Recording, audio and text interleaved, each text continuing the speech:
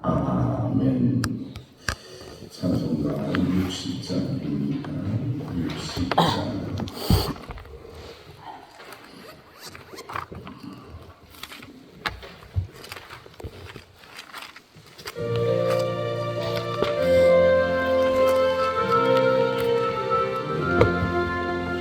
영혼의 햇빛 예수님 가까이 비춰주시고 이 세상 구름 일어나 가리지 않게 하소서.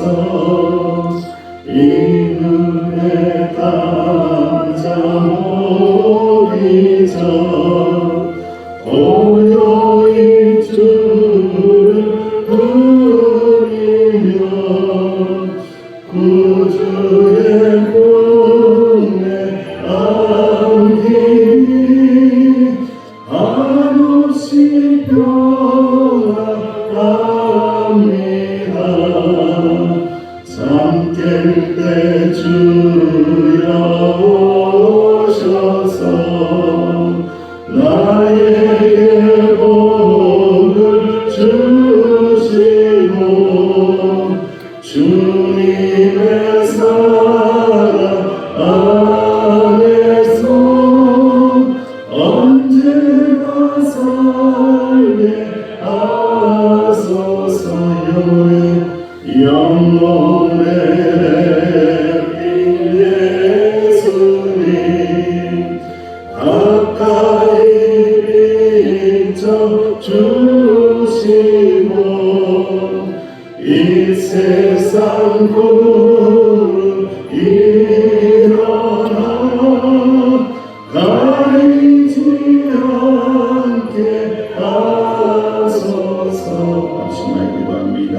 주님 말씀의 빛을 받아서 이 세상 구름, 환난, 고난이 닥친다고 할지라도 주님의 은혜를 가리지 않게 해달라고 합심하여 기도를 드립니다.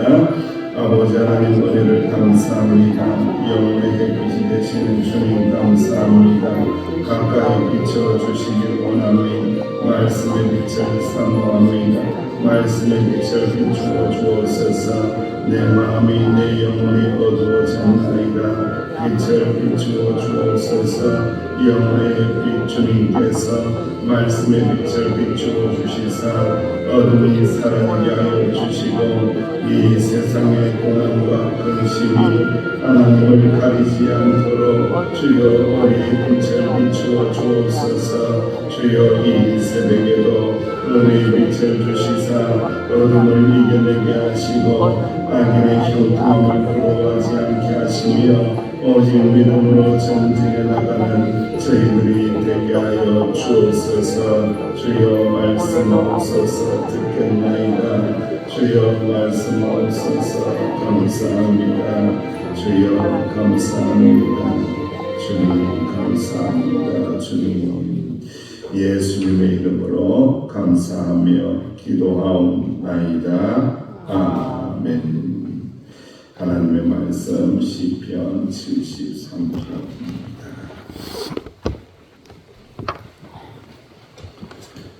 시편 73편.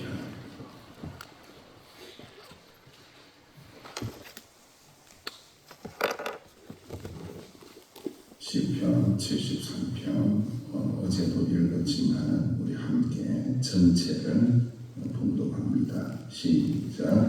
하나님이 참으로 이스라엘 중 마음이 정결한 자에게 선을 행하시나 나는 거의 무너질 뻔하였고 나의 걸음이 미끄러질 뻔하였으니 이는 내가 악인의 형통함을 보고 오만한 자를 질투하였음이로다. 그들은 죽을 때에도 고통이 없고 그 힘이 강건하며 사람들이 당하는 고난이 그들에게 없고 사람들이 당하는 재앙으로 그들에게 없나니 그러므로 고난이 그들의 목고요 강고가 그들의 옷이며 살찜으로 그들의 눈이 솟아나며 그들의 소득은 마음의 소음보다 많으며 그들은 넉넉하며 악하게 말하며 높은데서 거만하게 말하며 그들의 입은 하늘에 있고 그들의 눈은 땅에 들어다니도다. 그러므로 그의 백성이 이리로 돌아와서 잔에 가득한 물을 다 마시며 말하기를 하나님이 어찌하리라 지존자에게 시신이 있어야 하는도다. 올지어다 이들은 악인들이어도 항상 평안하고 재물은 더욱 불어나도다. 내가 내 마음을 깨끗하게 하며 내 손을 씻어 무죄하라는 것이 실로 헛되도다. 나는 종일 재난하며 아침마다 증거를 받았도다. 내가 만일 스스로 이르기를 내가 그들처럼 말하리라고 하였더라면 나는 주의 아들들의 세대에 대하여 악행을 행하였으리이다. 내가 어쩌면 이를 알까 하여 생각한즉 그것이 내게 심한 고통이 되었더니 하나님의 성소에 들어갈 때에야 그들의 종말을 내가 깨달았나이다. 주께서 참으로 그들을 미끄러운 곳에 두시며 파멸에 던지시니 그들이 어찌하여 그리 갑자기 황폐하게 되었는가 놀랄 정도로 그들은 전멸하였나이다. 주여 사람이 깬 후에는 꿈을 무시한 같이 주께서 계신 후에는 그들의 형상을 멸시하리이다. 내 마음이 산란하며 내 양심이 질러나이다. 내가 이같이 꿈의 무지함으로 주 앞에 짐승이오나 내가 항상 주와 함께하니 주께서 내 오른손을 붙드셨나이다. 주의 교훈으로 나를 인도하시고 후에는 영광으로 나를 연결하시리니 하늘에서는 주위에 누가 내게 있으며 땅에서는 주밖에 내가 사모할 리 없나이다. 내 육체와 마음은 쇠약하나 하나님은 내 마음의 편성이시요 영원한 군주시시라. 무릇 주를 의뢰하는 자는 망하니 엄녀같이 주를 떠난 자를 주께서 다 멸하셨나이다. 하나님께 가까이 하니 내게 복이라. 내가 주 여호와를 나의 피난처로 삼아 주의 모든 능력을 전파하리이다. 아멘. 신앙생활이 날마다 매일 순간마다 행복하면 참 좋겠지만 좋을 때도 있고 행복할 때도 있고 은혜가 넘칠 때도 있지만 회의감이 들 때도 있습니다. 신앙의 위기가 닥칠 때가 있는 거죠. 회의감이 든다는 의미는 하나님의 은혜를 의심하게 되는 자리, 그리고 너무 허무하다. 예수님 믿는 거 이거 아무것도 아니지 않느냐 허무함을 느끼게 되고 상실감을 느끼게 됩니다. 우리는 젊었을 때에 청소년 때에는 대학에 가면은 너무너무 자유로울 거야 라고 생각을 했지만 막상 대학에 가보면은 공부를 더 많이 해야 되고 더 치열하게 싸울 때에 대학에 온 것에 대하여 회의감을 느끼죠. 취직을 하면은 돈을 벌면은 돈이 좀 있으면 괜찮아질 거야 그렇게 생각을 하는데 돈 쓸 일이 더 많아지고 또 돈 벌려면은 열심히 땀 흘려서 일해야 되고 상사의 눈치도 봐야 되고 수치도 감당해야 되는 그런 현실에 직면하게 되죠. 돈을 벌면서도 회의감에 빠집니다. 사랑하는 여인을 만나고 사랑하는 남자를 만나서 결혼을 하면 행복이 저절로 올 것 같았고 꽃길을 걸을 줄만 알았는데 가족을 뒷바라지하고 이런 일 저런 일 겪다 보면은 내가 왜 결혼했지? 내가 왜 이렇게 살지? 회의감에 빠질 수가 있습니다. 그런데 인생은 그 회의감에서 어떻게 빠져나오느냐? 신앙인에게는 그것에서 빠져나와야만이 진정한 신앙의 능력을 가지게 된다라는 겁니다. 오늘 하나님의 말씀을 통하여 삶에 대한 관점 이것이 바뀌어져야 회의감에서 빠져나오게 되고 내가 의지하는 것에 대한 관점이 바뀌어져야만이 이 회의감에서 빠져나오게 되고 내가 신앙하는 믿음의 고백이 단단해져야만이 이 회의감에서 빠져나오게 하신다라는 것을 이렇게 말씀하고 있습니다. 관점이 바뀐다. 세계관이 바뀐다. 가치관이 바뀐다는 거예요. 그 가치관이 바뀌는 것은 오늘 시인을 통해서 15절 이하에 이르러서 극적인 전환을 맞이하게 됩니다. 아마 예수 믿는 사람이 이 은혜를 누려야 한다라는 겁니다. 그 관점의 전환은 어디 있습니까? 17절 말씀에 보니까 하나님의 성소에 들어왔을 때에 내가 저 악인들의 종말을 깨닫게 되어서 그때서야 회의감을 이렇게 극복하게 되었다고 말씀하고 있습니다. 악인들이 누리는 번영은 잠깐이고 그들의 결말은 파멸이다. 그들은 주님 앞에 설 때에 완전한 심판을 받게 될 것이다. 그 사실을 언제 깨달았다고요? 주님의 성소에 들어왔을 때에. 더 적극적으로 말하면 주님의 말씀을 듣고 깨달았을 때에, 주님의 살아계심을 깨달았을 때에, 주님이 나와 함께 하심을 깨달았을 때에 이 역사가 일어나게 된다라는 겁니다. 그래서 이스라엘 백성들은 그렇게 성전을 사모했어요. 그렇게 성소를 사모했어요. 그곳에 가면, 성전에 들어가면, 성소에 들어가면 지성소에 계신 하나님이 나와 함께 하시고 나에게 임재하심을 믿었기 때문에 그 자리, 그 성소, 성전을 그렇게 사모한 겁니다. 우리에게 공간, 장소가 얼마나 중요한지도 깨닫게 하십니다. 무소부재하신 하나님은 어디에나 계시고 어느 자리에서나 주님을 만날 수 있죠. 그렇지만 특별히 주님을 만날 수 있는 자리가 있는 것은 확실합니다. 그곳이 어디입니까? 성소입니다. 예배당입니다. 교회당입니다. 예배당에 와서 주님을 만나고 위로받고 새 힘을 덧입을 때에 인생의 회의감을 떨쳐내게 하신다라는 것을 말씀을 통하여 깨닫게 하시는 거죠. 그래서 여러분, 이 박 목사가 예배당에 대해서 그렇게 관심을 기울이고 썰고 닦고 공기를 환기를 시키고 또 마이크를 만지고 음량을 만지는 이유가 크게 있는 거예요. 박 목사가 뭐 딴 것 때문에 그렇게 고군분투하는 게 아닙니다. 이곳에서 하나님을 만나야만이, 이곳에서 하나님을 은혜 가운데 만나고 기도하는 장소가 아름답게 형성이 되어야만이 모든 인생의 회의감을 떨쳐낼 수 있기 때문에 그런 좋은 공간으로 만들기 위해서 애를 쓰는데 욕도 많이 하더라고요. 욕을 해도 할 수 없어요.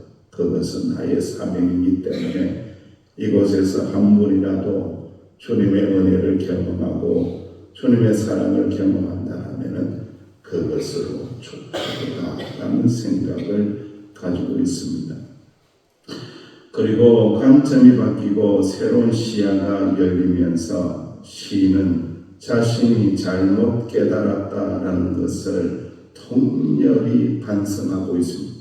여러분, 하나님 앞에, 하나님의 은혜 앞에 하나님을 인격적으로 만난 사람들의 일어나는 현상이 있어요. 자기 자신을 깨달아요. 자기 자신이 하나님 앞에 아무것도 아니라는 것을 깨달아요. 그것을 깨닫지 못하는 자는요, 하나님을 만난 거예요. 하나님 만나면 다릅니다. 하나님 만난 자는요, 정말로 하나님 앞에서 자신의 존재가 어떤 존재라는 것을 얼마나 고통스럽게 깨닫는지 그것을 못 깨닫고 믿음 생활한다. 하나님을 만난 거예요. 하나님을 만나고 난 다음에 21절 22절 말씀에 쉬운 성경에 보면 이렇게 기록합니다. 내 마음이 괴롭고 내 창자가 뒤틀린 것 같이 아프다. 창자가 뒤틀려 보셨습니까? 창자가 뒤틀려서 응급실에 한번 가보셨습니까? 창자가 꼬여서 미칠 듯이 아프다는 거예요. 미칠 듯이 괴롭다는 거예요. 내가 어리석었고 무지했습니다. 내가 주님 앞에서는 뭐와 같다고요? 짐승과 같다는 거예요. 하나님을 인격적으로 만난 사람은 자기의 존재를 깨닫습니다. 나는 정말로 어리석고 무지하고 정말로 짐승과 같은 존재라는 것을 창자가 뒤틀리는 고통 속에서 깨닫는데, 이 깨달음이 없는 사람은요, 하나님을 진심으로 만난 자가 아니에요. 하나님을 진심으로 만난 자는 이 영적인 깨달음이 있을 수밖에 없는 거예요. 거룩하신 하나님 앞에 우리가 무엇을 내놓을 수 있을 것이며, 무엇을 찬양할 게 있을 것이며, 무엇을 교만할 게 있을 것이며, 아무것도 없다는 거예요. 그런데 하나님 못 만난 사람들은 얼마나 교만하고 얼마나 악을 행하고 그러면서도 얼마나 당당하고 그런 거죠. 하나님 못 만나서 그런 현상이 일어나는 거예요. 하나님을 만난 자, 자기의 연약한 모습을 깨달은 자, 그때서야 하나님의 놀라운 은혜가 주입되기 시작합니다. 희한하죠. 교만한 자에게 하나님의 은혜 절대 부어주지 않습니다. 하나님 앞에서 창자가 뒤틀리는 고통 속에서 내가 어리석었습니다.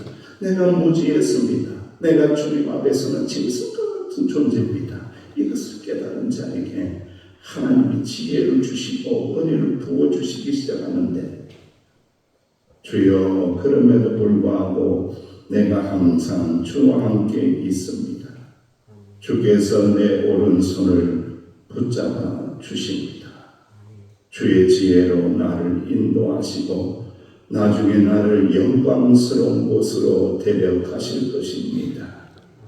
하늘에서 주 말고 내게 누가 있겠습니까? 땅에서도 내가 바라는 것은 주님밖에 없습니다. 할렐루야. 이 신앙이 들어갈 때에 모든 회의감이 떠나가는 거예요. 우리는요, 끊임없이 회의감을 느껴요. 사람의 관계 속에서 회의감을 느껴요. 인생의 환경 속에서 회의감을 느껴요. 그 가운데 회의감을 느낍니다. 허무함을 느낍니다. 여러분, 목회자가 제일 힘들고 어려운 때가 언제나 그랬어요. 제가 예전에 한번 설교를 나눴잖아요. 말씀. 주일날 모든 예배가 끝나는 게 그때 제일 허망해요.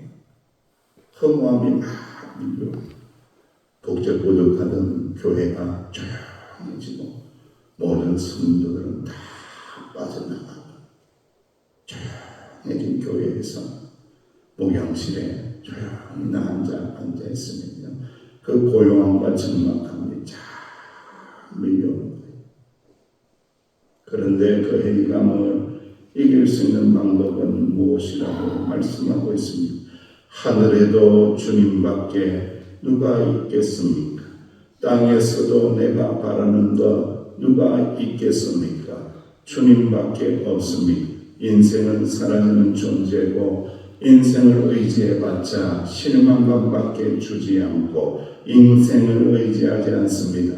내가 바라는 것은 오직 주님만 바라보고 주밖에 없습니다. 주님만 의지합니다. 내 몸과 내 마음은 쇠약해지고 오직 하나님께서는 내 마음의 힘이 되시고 영원히 지속되는 나의 기업이 되십니다. 할렐루야. 아멘. 그러면서 힘을 얻는 거예요. 그러니까 힘의 원천이 바뀝니다. 여러분, 세속적이고 하나님 알지 못하는 사람은요, 힘이 달라요. 어디에서 힘을 받을까요? 돈이 생기면 힘을 받습니다. 먼 일이 잘 되면 힘이 받습니다. 자기가 높아지고 잘 안 되면 힘을 받습니다. 그런 거죠. 그런데 하나님을 제대로 믿는 사람은 힘의 원천이 달라집니다. 힘의 원천. 나를 일어나게 하시고 나에게 생명을 주시고 나에게 힘을 주시는 분은 하늘에서도 주님밖에 없고 땅에서도 주님밖에 없습니다. 주님은 나의 힘이 되십니다. 내 마음의 힘이 되십니다. 내 몸의 힘이 되십니다. 할렐루야. 아멘. 이 은혜가 있어야 인생의 공허함을 떨쳐낼 수 있습니다. 이러한 신앙을 가지고 인생의 허무함을 떨쳐낸 사람들은 이제는 입술이 달라지고 말이 달라집니다. 말이 달라지고 고백이 달라집니다. 그 고백이 달라지는 말씀을 27절, 28절에서 이렇게 말씀합니다. 시작. 무릇 주를 멀리하는 자는 망하리니 음녀같이 주를 떠난 자를 주께서 다 멸하셨나이다. 하나님께 가까이 함이 내게 복이라. 내가 주 여호와를 나의 피난처로 삼아 주의 모든 능력을 전파하리이다. 아멘. 주를 멀리 하면서 뭔가 잘 되는 것 같아요. 뭔가 땅덩거리며 사는 것 같아요. 그러나 어떻게 된다고요? 다 멸망한대요. 끝발이라는 거, 잠시 잠깐이라는 거예요. 사라지는 것들은 아무것도 안 돼. 근데 영원한 게 있다. 나는 하나님께 가까이 있는 것이 좋습니다. 하나님께 가까이 있는 것이 나의 복입니다. 라고 고백을 하고 있습니다. 이 고백이 끊임없이 우리 마음에서 입술에서 울려 퍼지시기를 주의 이름으로 축원드립니다. 유진 에밀이라는 사람이 있는데 미국 현대 연극의 아버지입니다. 그의 자녀들 중에 이제 찰리 채플린이라는 아주 유명한 사람이 태어났을 정도로 유명한 사람인데 인생은요 너무너무 힘들었어요. 하루도 편안한 날이 없었어요. 그런 그의 복잡하고 괴로웠던 삶을 돌아보면서 이런 말을 남깁니다. 인간은 부서진 채 태어나고 수선하며 살아간다. 하나님의 은총이 그 접착제다라는 아주 유명한 말을 남겼습니다. 저는 어제 하루 종일 이 글을 계속해서 생각했습니다. 인간 부서진 채 태어나고 부서진 채 살아가고 그런데 그걸 어찌해서든지 고치며 수선하면서 살아가게 되는데 그것을 고칠 수 있는 방법, 그 회의감을 떨쳐낼 수 있는 방법은 하나님의 은총이 접착제가 되어서 붙이시는구나. 할렐루야. 아멘. 인생에 회의감 없는 사람 누가 있겠습니까?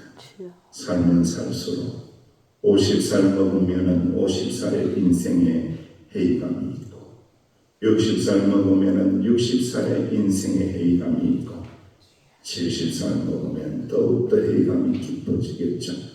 80이 가까우면은 뭐하고 살았나 회의감이 더 깊어지겠죠. 우리는 그 회의감을 떨쳐내어야 합니다. 우리 인생에 깨어진 그 회의감을 가지고 살아가서는 하나님께 영광되지 않음을 깨닫고 내 인생을 수선하고 붙이시고 고치시는 분은 하늘의 은총이다 라는 것을 깨닫고 여호와 하나님 앞에 가까이 있는 것이 가까이 가는 것이 나의 복이로다. 너무 좋습니다 라는 이 신앙 고백을 가지고 회의감을 떨쳐내고 주님의 은혜 가운데 살아나가시는 저와 여러분들 되시기를 주의 이름으로 축원합니다. 아버지 하나님, 이리저리 살다 보니 세월은 어찌 그리 빨리 가는지요. 해준 것도 없는데 인생 주님 앞에 설 날이 얼마 남지 않은 것 같기도 하고 때로는 인생의 회의감이 들 때가 참으로 많이 있나이다. 주의 말씀을 통하여 깨달았사오니 인생의 회의감을 떨쳐내고 주님의 말씀을 붙잡고 선포하며 나아가게 하여 주옵소서. 주님께 가까이 함이 주님이 나와 함께 하시기에 내가 복을 받았습니다라고 고백하며 꼭 버티고 견디고 이기는 주의 종들이 되게 하여 주옵소서. 예수님의 이름으로 기도하옵나이다. 아멘. 이 은혜가 있게 달라고 주님 앞에 고백하고 기도하시기를